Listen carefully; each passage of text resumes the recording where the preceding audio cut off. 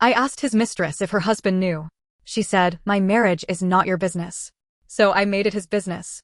For months, Anthony had been acting like a man with two lives, and I kept pretending I couldn't see the second one.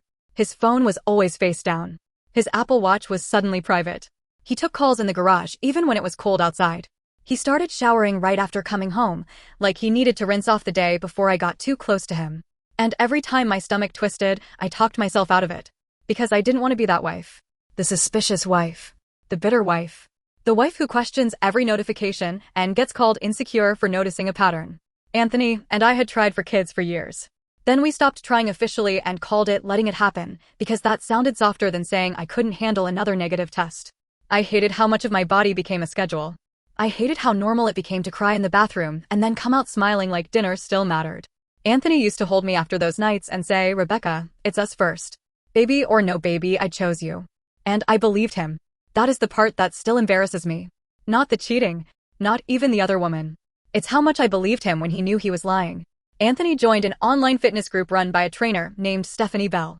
At first, I was honestly happy for him. He started waking up early, counting protein, buying new running shoes, making grilled chicken like he had discovered fire. He lost weight. He bought nicer shirts. He started wearing cologne again. I thought maybe he was trying to feel better about himself. Maybe he was trying to get out of the dull, gray routine we had both fallen into. I even told him once, "You look good. I'm proud of you." He smiled at his phone before he smiled at me and said, "Thanks." That should have hurt more than it did. But by then I was used to collecting tiny humiliations and calling them normal. The first time I asked about Stephanie, it was casual. Too casual, actually. I was standing in the kitchen slicing bell peppers while he leaned against the counter texting someone. I said, "Is that your fitness group?" He didn't look up. "Yeah, Stephanie." His thumb stopped for half a second. Just half a second. Then he locked his phone and said, "Sometimes she posts check-ins." I nodded like that made sense.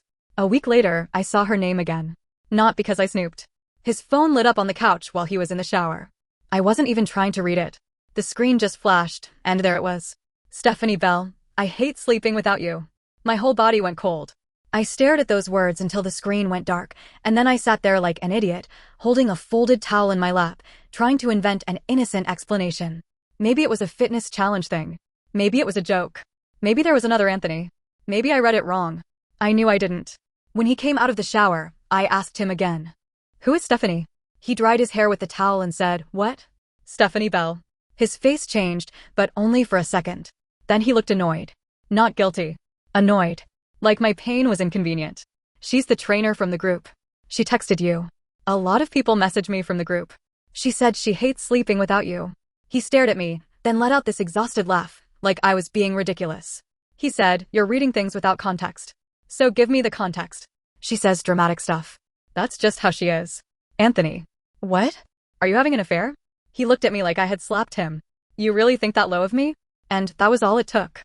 One wounded look. One offended tone. Suddenly I was the one apologizing. I said I was sorry. I said I didn't want to accuse him. I said I was just tired and emotional. He hugged me after that. He pressed his chin against the top of my head, and I remember standing there with my cheek against his shirt, feeling his phone buzz between us from inside his pocket. Again and again. That night, I lay awake beside him and listened to him breathe. I looked at the ceiling and wondered how many women had done exactly what I was doing, lying in bed next to a man they loved, pretending their body didn't already know the truth. The truth came out because Stephanie got impatient. Not because Anthony confessed. Not because he felt guilty. Not because our marriage meant enough for him to be honest. Stephanie messaged me first. It was a Tuesday evening. I had just gotten home from work, still in my blouse and flats, standing in the kitchen with my bag on the counter. Anthony was supposedly at a client dinner. I remember that because I had made one serving of leftover soup and was about to eat it standing up when my phone buzzed. It was an Instagram message from a woman I didn't follow. Her profile picture was a polished selfie, all smooth hair and bright smile. Stephanie Bell. I already knew before I opened it. Her message said, "You deserve to know the truth. Anthony and I are in love. He is miserable with you, and he only stays because he feels guilty." I didn't move. The soup steamed beside me. The kitchen light hummed. Somewhere outside, a dog barked. And I stood there reading that sentence over and over like if I stared long enough, the words might rearrange into something less cruel. Then she sent screenshots. Dozens of them. Messages from Anthony. Voice notes. Selfies. Plans. Complaints about me. Little jokes. Pet names. Pieces of my marriage I didn't know had been stolen and handed to another woman. I wish I had met you first. I feel trapped. She doesn't understand me anymore. I'm leaving after the holidays. I hate pretending at home. Then one that made my knees actually weaken. I want a real family with you. I gripped the counter because I thought I might fall. A real family. After everything. After the tests. After the appointments. After the quiet drives home from clinics where neither of us spoke. After him holding me while I cried and promising me I was enough. He had taken the one wound in me that never fully closed and used it to make another woman feel chosen. But Stephanie wasn't done. She sent another message. I know this hurts, but you need to let him go. He wants a future. He wants children. I'm sorry you couldn't give him that. There are sentences that don't just hurt you. They change your temperature. They make something inside you go still. That one did. I read it once, and then I stopped crying before I even started. Because she knew. Anthony had told her. He had told this woman about our fertility struggles. He had taken the most private grief of my life and offered it up like gossip in exchange for sympathy and attention. I typed one thing. Does your husband know? She replied almost immediately. My marriage is complicated and not your business. Not my business. This woman was sleeping with my husband, encouraging him to leave me, using my pain as a weapon, and somehow her marriage was private. Her home was sacred. Her children were off limits. Her life was protected by rules she didn't think applied to mine. I didn't answer her after that. I screenshotted everything. Every message. Every photo. Every time Anthony called me cold, broken, distant. Every time Stephanie called me sad, pathetic, or the obstacle. I saved the voice. Notes too, even though I couldn't bring myself to play them. I knew if I heard her voice, I might throw my phone across the room. Anthony came home at 9:38 p.m. I remember the exact time because I had been sitting at the dining table in the dark, watching the minutes change on the microwave clock. He walked in with that fake casual energy cheaters have when they don't know the bomb has already gone off. He set his keys down, loosened his tie, and said, "Hey, why are the lights off?" I didn't answer. He stopped near the doorway. "Rebecca?" I turned my phone around so the screen faced him. Stephanie's message was open. His face emptied. Not shocked. Not confused. Empty. Like the person he had been pretending to be stepped out of his body and left the real one standing there. I said, "Who is Stephanie?" He swallowed. I said it again. "Who is Stephanie?" He rubbed his forehead and whispered, "Rebecca." That was when I knew there was no explanation coming. Not a real one. He tried anyway. First, she was just someone from the group. Then she was a friend. Then she was someone who had feelings for him, but he didn't encourage it. Then I showed him the screenshots. Suddenly, he was crying. Not when I asked who she was. Not when I mentioned the message. He cried only when he realized I had proof. That detail has never left me. He sat across from me at our dining table and cried into his hands like he was the victim of some terrible accident. He said it started as emotional support. He said he felt lonely. He said I had changed. He said the fertility stress had made both of us distant. He said he didn't feel wanted anymore. He said Stephanie made him feel alive. Then he said it didn't mean he stopped loving me. I laughed once. It came out ugly. "You told her you wanted a real family." He looked down. "You told her I couldn't give you children." He started crying harder. "That was private, Anthony." "I know." "No, you don't know. You don't know what you did. You didn't just cheat on me. You gave her the knife and pointed to where it would hurt most." He said, "I'm sorry." And I hated how small those words sounded. Sorry is for forgetting milk. Sorry is for being late. Sorry is not big enough for months of betrayal and another woman using my infertility like a punchline. I asked him, "Are you leaving me for her?" He covered his face again. I waited. I wanted him to say no. That's the pathetic part. Even after everything, some sick little part of me wanted him to choose me quickly enough that I could pretend there was something worth saving. But he didn't say no. He whispered, "I don't know." That was the moment my marriage ended. Not when Stephanie messaged me. Not when I saw the screenshots. Not even when I read what he said about wanting a real family. It ended when my husband of 8 years looked at me like I was one option on a list he hadn't finished comparing. I stood up from the table. He said, "Please don't do anything tonight." I looked at him and said, "You already did." Then I went to the guest room and locked the door. I didn't sleep. I sat on the edge of the bed with my phone in my hand while the house settled around me. Anthony knocked twice, softly, then stopped. I could hear him walking around the hallway. I could hear him whispering on the phone later, probably to Stephanie, probably trying to manage the disaster like I was a spilled drink. Around 2 in the morning, I opened Stephanie's profile again. It was private, of course. But her husband was tagged in an old comment under one of the fitness group posts Anthony had liked. Benjamin Bell. His profile was public. He looked normal. That was what broke me a little. He wasn't some faceless enemy. He was a professor at a community college in Sacramento. He had photos with their kids, Amanda and Samuel, at a pumpkin patch. He had a picture of Stephanie laughing beside him at some school fundraiser. He wore his wedding ring in almost every photo. He looked like a man who thought he knew what his life was. I clicked message and stared at the blank box for a long time. This was the line. I knew it. If I sent him the proof, I wasn't just telling the truth. I was making a choice. I was dragging another family into the wreckage. I was making sure Stephanie couldn't go back to her husband and make dinner and kiss her kids goodnight while I sat alone with my marriage bleeding out. Part of me believed Benjamin deserved to know. Part of me wanted revenge. I won't lie about that. I won't pretend I was pure or noble or calm. I wanted Stephanie to feel what I felt. I wanted her safe little private marriage cracked open the way she cracked mine open. I wanted her to understand that you don't get to burn someone else's house and then hide behind your own curtains. So I typed, "Hi Benjamin.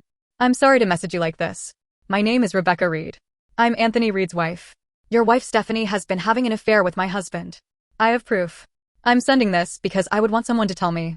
My thumb hovered over send. For 1 second, I almost deleted it. Then I remembered her words. "I'm sorry you couldn't give him that." I sent the message. Then I sent the screenshots. Benjamin saw them within 10 minutes. Those 10 minutes felt longer than my entire marriage. Finally, 3 dots appeared. Then disappeared. Then appeared again. His reply was only 5 words. "Thank you. I'm so sorry." That was it. No screaming. No threats. No dramatic questions. Just a man on the other side of a screen watching his life split in half too. And for the first time all night, I cried. Not soft, pretty crying. Not movie crying.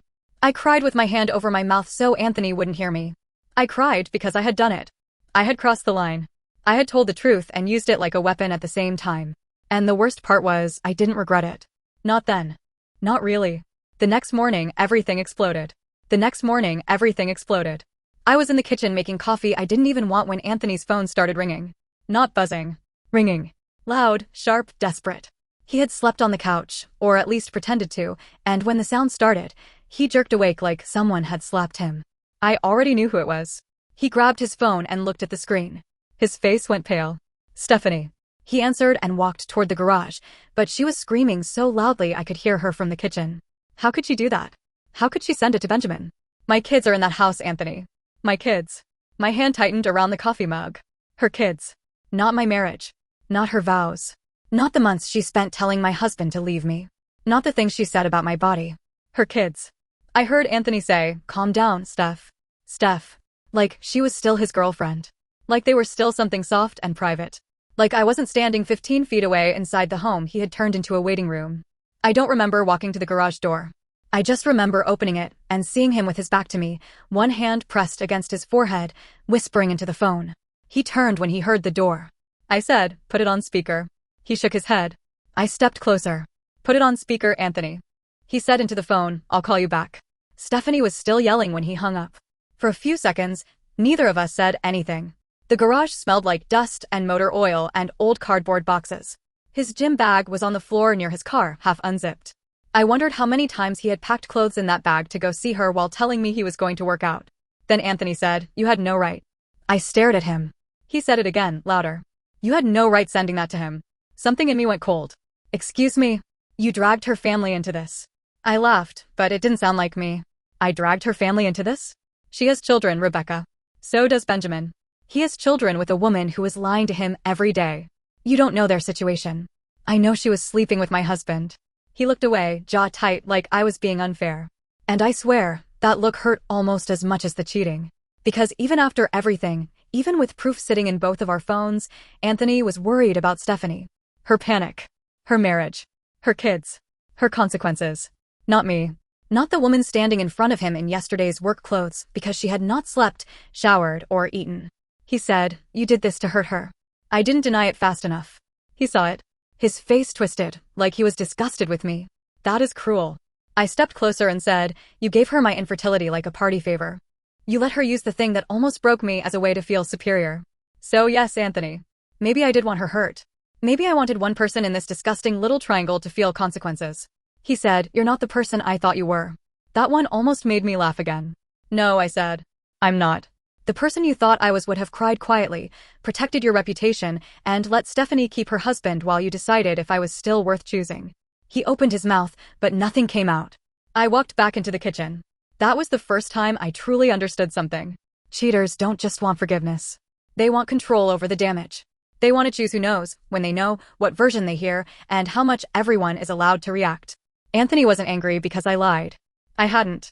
He was angry because I took the story out of his hands. The rest of that morning was a blur of phone calls and silence.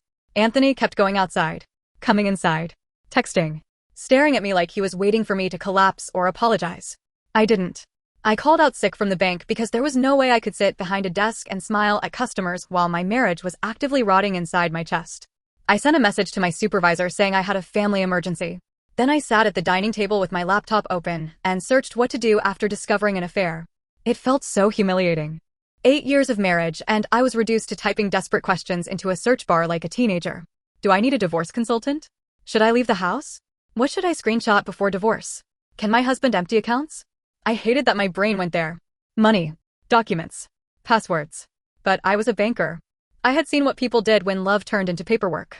I knew emotions made people sloppy, but panic made them dangerous. So I started making copies. Bank statements, mortgage papers, insurance, retirement accounts, tax returns, Anthony's brokerage income records, the ones I had access to because we used to file jointly and trust each other. I saved everything to a drive and sent copies to a private email he didn't know about. It didn't feel like revenge. It felt like putting a lock on the door while the house was already burning. Anthony saw me scanning documents around noon and said, "Seriously?" I didn't look up. "Seriously? You're acting like I'm going to rob you." I finally looked at him. I didn't think you would cheat either. That shut him up. By late afternoon, my best friend Jessica Fox knew everything.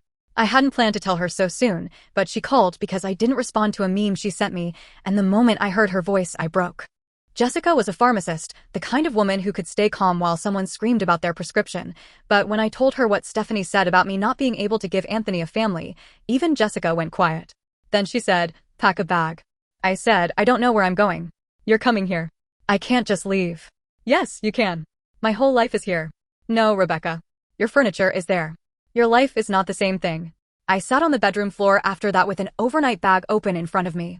I packed underwear, work clothes, chargers, my passport, a folder of documents, and the sweater my mother gave me the Christmas before.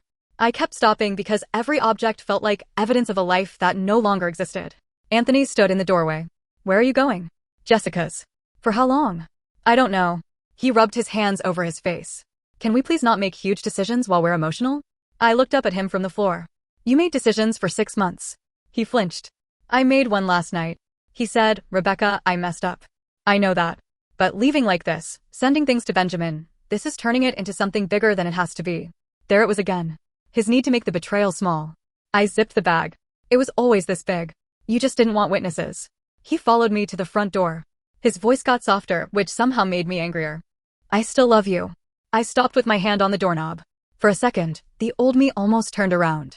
Because I had wanted to hear that for months. I had wanted my husband to look at me like he chose me, like I was still the woman he came home to because he wanted to, not because leaving was inconvenient. But love said after getting caught is not the same as love said before the damage. I said, "You don't love me enough to answer if you're leaving me for her." His eyes filled again. I opened the door. He said, "Please don't do this." And I remember thinking, how strange. He said that like I was the one walking out of the marriage first. Jessica lived in a downtown Sacramento apartment above a small row of shops. It was noisy and cramped and smelled faintly like coffee from the cafe downstairs. She opened the door before I even knocked and pulled me into a hug so tight I made this horrible sound, half sob, half gasp. She didn't ask me 100 questions right away. She just took my bag, handed me sweatpants, and said, "Shower. Then eat. Then we can hate them." That made me cry harder. Because sometimes the kindest thing someone can do is not ask you to explain your pain while you're still standing inside it. That first night at Jessica's, I slept for maybe 2 hours. Every time I closed my eyes, I saw the screenshots. I saw Anthony typing "real family." I saw Stephanie's message about my body. I saw Benjamin's 5-word reply. "Thank you. I'm so sorry." The next day, he messaged me again. "Benjamin." I almost didn't open it. Part of me was afraid he would blame me. Part of me thought he might ask for more details I didn't have the strength to give. But his message was calm. He said, "I'm sorry to bother you. Did you know how long this has been going on?" I stared at the screen. I typed, "I only know what I sent you. It looks like around 6 months." He replied, "She says it was emotional and that nothing physical happened until recently." I closed my eyes. Of course she did. I sent him one screenshot I hadn't included before. I had held it back because it was too painful, but now I realized he needed the truth, not the edited version I could handle. It was Anthony telling Stephanie, last weekend was the first time in months I felt like myself. The weekend he was supposedly at a broker conference in San Jose. Benjamin replied a few minutes later. Okay, thank you. Then another message.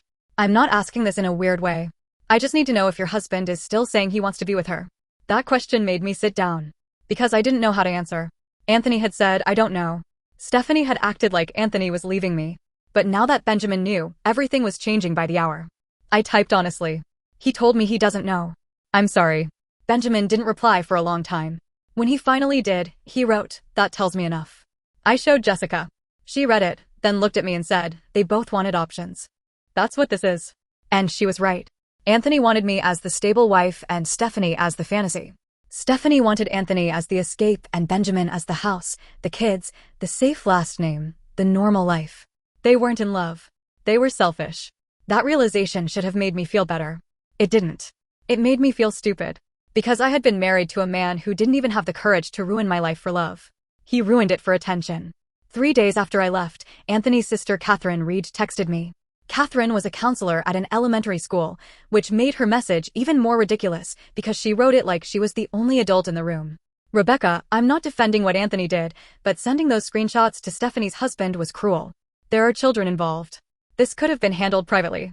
I read it while sitting on Jessica's couch, wrapped in a blanket, eating dry cereal from a mug because I couldn't deal with dishes.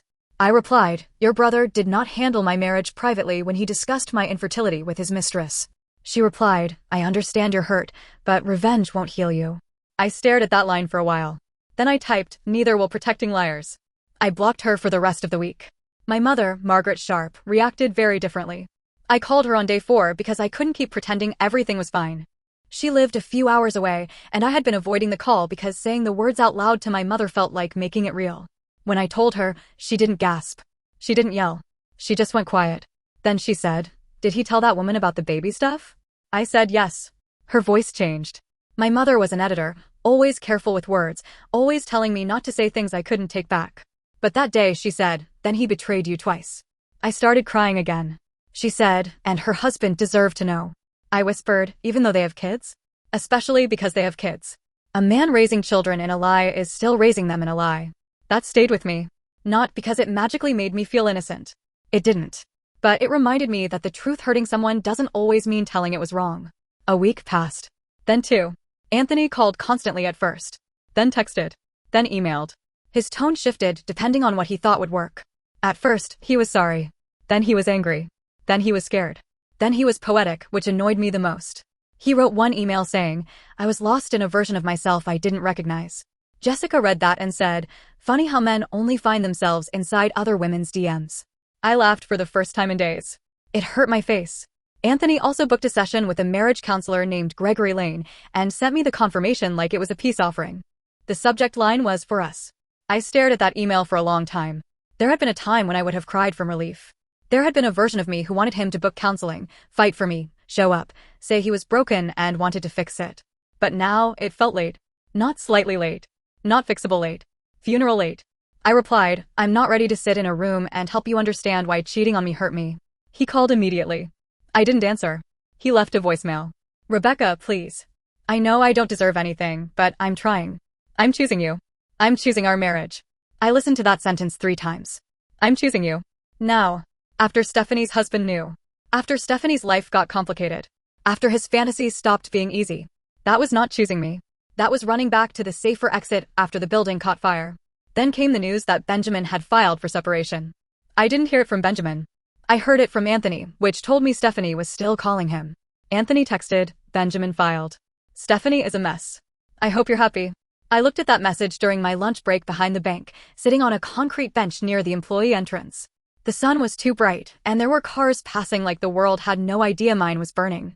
I typed back, did Stephanie tell him the truth before or after I sent proof? No reply. So I sent another message. You are not angry that Benjamin knows. You are angry that you don't control the consequences anymore. He replied an hour later. That's not fair. I almost threw my phone. Not fair. Apparently fairness mattered now. Not when he was spending weekends with her. Not when he let me believe I was imagining things. Not when he turned my fertility grief into pillow talk. Fairness only became important when the truth started costing him something. That night, Stephanie messaged me again from a new account. I should have blocked her immediately, but I opened it because pain makes you curious in stupid ways. She wrote, "You ruined my children's home because you're bitter. Anthony was leaving you anyway. You couldn't give him a family, so you destroyed mine." I read that message once, then twice. The word that got me wasn't bitter. It wasn't destroyed. It was family. She used that word like I had never wanted one. Like I hadn't spent years swallowing disappointment in clinic bathrooms and smiling at baby showers with my hands shaking around paper cups of punch. I typed a reply. I typed several. I typed cruel things. Ugly things. Things I would have regretted. Then I deleted them all. I sent only, "Your husband asked for the truth. Ask yourself why you couldn't give it to him." Then I blocked her. But after I blocked her, I broke. I went into Jessica's bathroom, sat on the floor, and cried so hard I gagged. Jessica knocked once, then came in anyway. She sat beside me on the tile and didn't say anything. She just put her hand on my back. I said, "What if she's right?" Jessica said, "She's not. But the kids. Their mother did that. Their father deserved the truth. You didn't create the affair." I said, "But I sent the screenshots because I wanted to hurt her." Jessica didn't argue. She didn't give me some fake speech about being better than that. She just said, "Maybe you did. But wanting someone to face consequences doesn't make you the villain." I wanted to believe that. Some days I did. Some days I didn't. The hardest part about being betrayed is that everyone wants a clean label. Victim. Villain. Survivor. Homewrecker. Bitter ex-strong woman. But real life is messy. I was hurt and I wanted justice. I was humiliated and I wanted revenge. I told the truth and I wanted it to burn. All of those things were true at the same time. By the end of the second week, I knew I wasn't going home. Not permanently. I went back once with Jessica to collect more clothes, and the house felt different. Smaller somehow. Like the walls had absorbed too many lies. Anthony was there. He looked terrible. Unshaven. Red-eyed. Wearing the old gray hoodie he used to wear on lazy Sundays when we made pancakes and watched movies. I hated that seeing him like that still hurt. He said, "Can we talk?" Jessica looked at me, silently asking if I wanted her to stay. I said, "Give us 10 minutes." She went out to the car. Anthony and I stood in the living room, surrounded by all the things we bought when we thought we had a future. The couch. The framed print from our first anniversary trip. The empty corner where I used to imagine a bassinet might go someday. He said, "Stephanie and I are done." I nodded. He looked thrown off, like he expected more. "I ended it," he said. I said, "Did you end it, or did it stop being fun?" His face crumpled. "That's not fair." There's that phrase again. He sat down on the couch and put his head in his hands. "I know I destroyed your trust. I know I said unforgivable things. I know I was selfish. But I am trying to save this." I looked at him for a long time. And then I asked the question that had been sitting inside me since the night he said he didn't know. If Benjamin never found out, would you still be choosing me? He didn't answer. He looked at the floor. The silence was so loud it felt physical. I nodded. "Thank you." He looked up, panicked. "For what?" "For finally being honest." He started crying then, really crying, but this time it didn't move me the way it might have before. I didn't feel nothing. I wish I did. I felt sad. I felt tired. I felt like I was watching someone grieve a house after he was the one who lit the match. He said, "Rebecca, please." I went upstairs and packed the rest of my clothes. When I came down, he was still sitting on the couch. He said, "So that's it?" I looked at him and said, "That was it 2 weeks ago. You just didn't hear it." Then I walked out. And for the first time since Stephanie's message, I felt the smallest breath of peace. For the first time since Stephanie's message, I felt the smallest breath of peace. Not happiness. Not freedom yet. Nothing that dramatic. Just one tiny moment where my chest didn't feel like it was being crushed from the inside. Jessica drove, and I sat in the passenger seat with my bag on my lap, staring out the window at Sacramento moving past us like a city that belonged to someone else. People were walking dogs. Someone was pushing a stroller. A couple was arguing at a gas station. Life kept going in that rude, ordinary way it does when yours falls apart. I hated it a little. I wanted the world to pause and acknowledge that my marriage had just died. I wanted the traffic lights to blink differently. I wanted the sky to look wrong. I wanted something outside of me to prove that what happened mattered. But nothing changed. Only I did. Jessica didn't say anything until we were almost back to her apartment. Then she asked, "Are you okay?" I laughed once, quietly. "No." "Good." Honest answer. I looked down at my hands. My wedding ring was still there. I had forgotten to take it off. That sounds impossible, but when you're in shock, you forget the obvious things. You forget to eat. You forget to drink water. You forget you're wearing the symbol of a promise someone else already broke. I twisted it gently. It didn't come off at first. My fingers were swollen from crying and not sleeping. I pulled harder, and it hurt.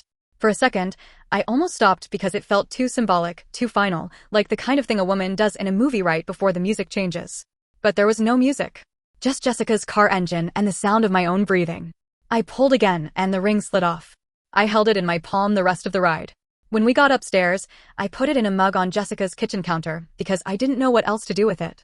It sat there for 3 days, looking stupid and expensive beside her coffee pots. During those days, I started doing the practical things. That's the part nobody talks about enough. Betrayal feels dramatic, but divorce is paperwork. Passwords. Bank statements. Insurance forms. Shared subscriptions. Car titles. Little ugly threads connecting your life to someone who made you feel disposable. I met Pamela Cross in a small office near downtown Sacramento. She was a divorce and family court consultant, not a lawyer, but she knew the process well enough to tell me what I should prepare before hiring one formally. She had this calm voice that made everything sound survivable. I brought a folder so full it barely closed. Pamela glanced through it and said, "You're more prepared than most people who walk in here." I said, "I work at a bank. I've seen what panic looks like." She nodded. "Then you already know this part. Don't make emotional financial decisions. Don't drain accounts. Don't hide assets. Don't threaten. Document everything. Keep communication written when possible." I almost smiled. "Funny," I said. "Everyone keeps calling me vindictive, but I'm the one being told not to hide money." Pamela looked up at me and said, "People often call women vindictive when they stop being easy to control." I don't know why, but that sentence made my throat tighten. Because that was exactly what it felt like. Anthony didn't want me back because he had suddenly rediscovered his love for me. He wanted the old version of me back. The one who apologized when he looked offended. The one who doubted herself. The one who would rather suffer quietly than be accused of causing drama. But that woman felt far away now. Not gone completely. Some nights she came back. Some nights I missed him so much I hated myself. Some nights I remembered the good parts and had to remind myself that good memories don't cancel betrayal. But still, something had shifted. I wasn't protecting his comfort anymore. The divorce process started slowly. Too slowly. There were forms, consultations, account reviews, and conversations about the house. Anthony wanted to keep it at first. Then he realized he couldn't afford it alone without gutting his savings. Then he suggested I move back in temporarily so we could both save money while we figured things out. I actually laughed when I read that text. He wrote, "It doesn't have to be weird." I showed Jessica. She said, "He invited his wife to be his roommate after cheating? Men are brave." I replied to him, "No. Just no." That became one of my favorite words. "No, I will not meet without a written reason. No, I will not discuss Stephanie over the phone. No, I will not attend counseling so you can feel less guilty. No, I will not pretend this was private when you made it public inside another woman's marriage. No." At first, every no felt cruel. Then it started feeling like a door locking. Anthony didn't handle that well. He started telling people his version. Of course he did. In his version, he had made a terrible mistake during a lonely season, and I had reacted with revenge so extreme that 2 families were destroyed. He said I sent screenshots in the middle of the night like a planned attack. He said I refused counseling. He said I was punishing him instead of healing. The thing about half-truths is that they can sound very reasonable when you leave out the worst parts. He didn't mention Stephanie's message about my infertility. He didn't mention saying he didn't know if he was leaving me. He didn't mention that Stephanie's husband had been living in the same lie I had. He didn't mention any of that. So for a while, I became the villain in certain rooms. Catherine, his sister, stayed blocked, but she found other ways to make her opinion known. A mutual friend told Jessica that Catherine had said I weaponized another woman's children. That phrase made me so angry I had to walk around the block. Weaponized. As if I had invented the affair. As if Benjamin was some random stranger I targeted instead of the other betrayed spouse. As if children are protected by keeping one parent in the dark while the other sneaks around and risks their whole family for attention. I didn't respond publicly. I wanted to. I had drafts in my notes app that were absolutely unhinged. Long posts. Screenshots. Dates. Receipts. The kind of exposure that would have made everyone quiet. But I didn't post them. Not because Anthony deserved privacy. Not because Stephanie deserved grace. Because I deserved peace more than I deserved applause. That was something I had to learn slowly. Revenge can feel like oxygen when you're drowning. But if you keep breathing only that, it starts poisoning you too. So I kept the proof for the divorce process and for my own sanity. I didn't blast it on Facebook.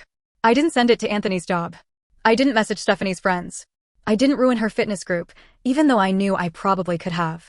I had already sent the truth to the one person who had the right to know. That was enough. Or at least, I kept telling myself that. A month after I left, I rented a small apartment across Sacramento. It was nothing like the house. The carpet was beige in a way that felt almost aggressive. The kitchen was tiny. The bathroom cabinet stuck when I opened it. The bedroom window faced a parking lot, and every morning I heard someone's truck start at 6:15. But it was mine. The first night there, I slept on an air mattress because my bed hadn't arrived yet. I had one lamp, 2 plates, 1 saucepan, and a folding chair. I ate toast for dinner because I was too tired to cook. And I cried.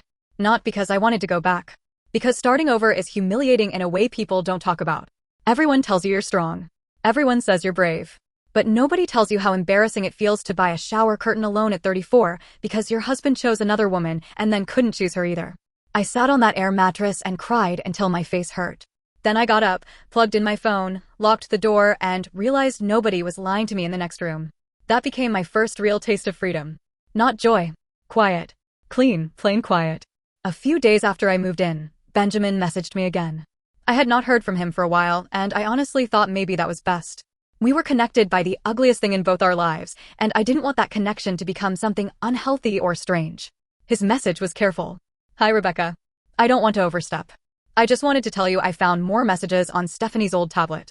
You were right to tell me. It was worse than she admitted. I stared at the message for a long time. Then another came through. She told me you were unstable and jealous. She said you made things look worse than they were. I believed her for about an hour. Then I found everything. My stomach turned. Of course she had tried that. Women like Stephanie always think truth is negotiable if they cry first. Then Benjamin wrote, I know this doesn't fix anything, but you didn't ruin my family. You gave me the chance to stop living in a lie. I read that sentence maybe 20 times. You didn't ruin my family. I didn't know how badly I needed someone to say that until he did. I replied, thank you. I'm sorry you're going through this. He said, same to you. That was it. No flirting. No emotional affair born from shared trauma. No messy revenge romance like people online would probably expect. Just 2 people standing on opposite sides of the same wreckage, nodding quietly because we both understood the smell of smoke. That message helped me more than therapy that week, if I'm being honest. Not because Benjamin absolved me completely. He couldn't. Nobody could. I still had to live with the fact that part of me sent those screenshots because I wanted Stephanie hurt. But there was a difference between causing pain and revealing the truth. I was starting to understand that. Stephanie caused the betrayal. Anthony caused my marriage to collapse. I revealed it. That didn't make me innocent in every feeling, but it made me honest in my action. Anthony hated that. As the divorce moved forward, his tone got colder.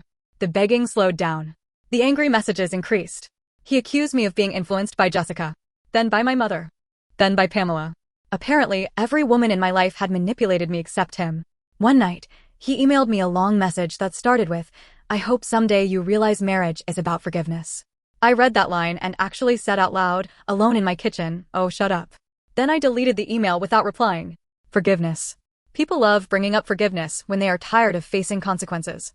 But forgiveness is not a reset button. It does not rebuild trust. It does not erase screenshots. It does not turn I don't know into I choose you. And it definitely does not require me to crawl back into a house where my pain had been used as entertainment. My mother came to visit my new apartment 2 weeks after I moved in. She brought groceries, curtains, and a little potted plant she said I probably couldn't kill. She walked around quietly, inspecting the place like mothers do, opening cabinets, checking locks, pretending not to look sad. Finally, she sat at my tiny kitchen table and said, how does it feel here? I looked around. The apartment was small. Cheap. Not what I imagined for myself at this age. But the air felt different. I said, peaceful. My mother nodded, and her eyes filled up. Then it's better than the house. I started crying, and she reached across the table and held my hand. I told her I still felt guilty sometimes. About Benjamin. About the kids. About wanting Stephanie to suffer. My mother listened without interrupting. Then she said, you can regret the pain without regretting the truth. That stuck with me. You can regret the pain without regretting the truth. Because I did regret the pain. I regretted that Amanda and Samuel's home changed. I regretted that Benjamin found out in a message from a stranger at 2 a.m. I regretted that I had so much anger in me that night. But I did not regret telling him. I still don't. The karma, if you want to call it that, was not loud. Nobody got dragged out of a restaurant. Nobody lost their job. Nobody had some dramatic public meltdown. It was quieter than that. Stephanie's online fitness group started fading because people noticed she disappeared for weeks and then came back with vague posts about protecting her peace and surviving betrayal. I heard that from a mutual acquaintance, and I laughed so hard I had to sit down. Surviving betrayal. The nerve of that woman could power a city. Benjamin stayed separated from her. From what I heard, they were working out custody and keeping things civil for the kids. I respected him for that. He never once used me as a weapon. He never posted anything. He just quietly stepped out of the lie. Anthony moved into a smaller rental after we agreed to sell the house. He kept saying the market was bad and we should wait, but I knew what waiting meant.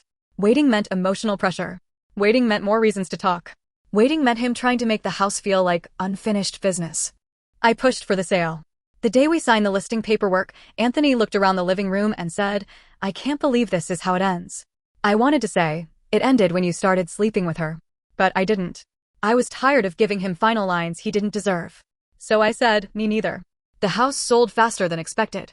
Not for some huge profit, but enough for me to pay off my share of debt, replace the savings I had burned through, and buy a real mattress for my apartment. That mattress felt like winning the lottery. The first night I slept on it, I dreamed I was back in the old house, but all the doors were open. Every room was empty. No furniture. No voices. No Anthony. Just sunlight. I woke up calm. That was when I knew I was going to be okay. Not immediately. Not cleanly. But eventually. A few months after everything blew up, Anthony asked if we could meet for closure at a coffee shop in Sacramento. I almost said yes. I thought maybe I needed to look him in the eye one more time. Maybe I needed some final apology. Maybe I needed him to understand exactly what he destroyed. But then I asked myself what closure from him could possibly give me that his silence hadn't already answered.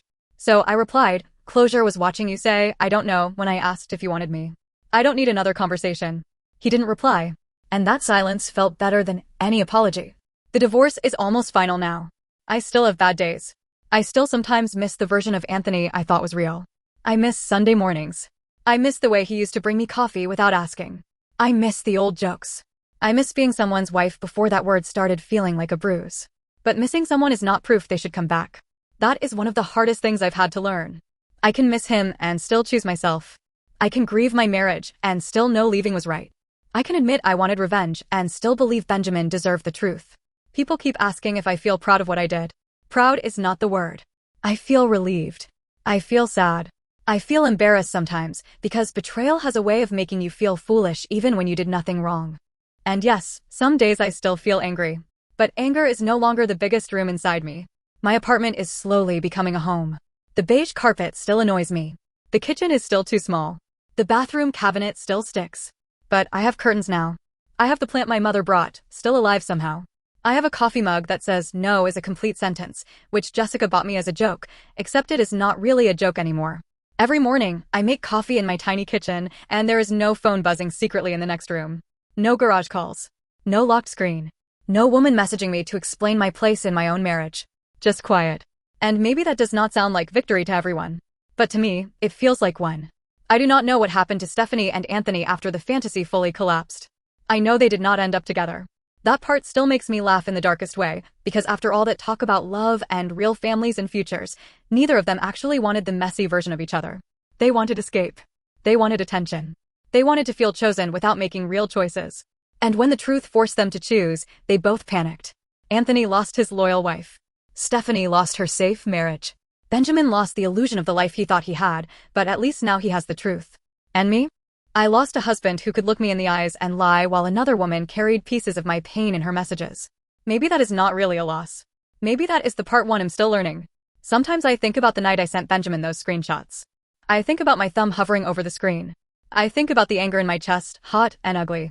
I think about Stephanie's words and how badly I wanted her to feel even a fraction of what I felt. I will never pretend my hands were perfectly clean. I sent the truth, yes.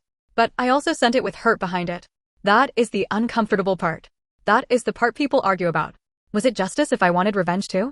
Was it still the right thing if my motives were not pure? Does truth become cruel just because it burns the person who deserved to hear it? I don't know. All I know is Benjamin thanked me. All I know is Anthony only chose me after Stephanie's life became complicated. All I know is Stephanie thought my marriage was her business, but hers was not mine. And all I know is that now, when I lock my apartment door at night, I feel safer alone than I ever did beside a man who made me feel replaceable. So maybe I was wrong. Maybe I was cruel. Maybe I crossed a line when I sent those screenshots at 2 a.m. to a man who had no idea his wife was betraying him. But if I had to go back to that night, with my hands shaking, my heart broken, and Stephanie's message still burning in my head, I think I would do the same thing again. Because sometimes the truth is not clean. Sometimes it is ugly, messy, and full of anger. But a lie that keeps everyone comfortable is still a lie. And I was done being the only one living inside it. So I guess my question is this. Was I wrong for sending the proof to Stephanie's husband, knowing part of me did it because I wanted her to hurt too?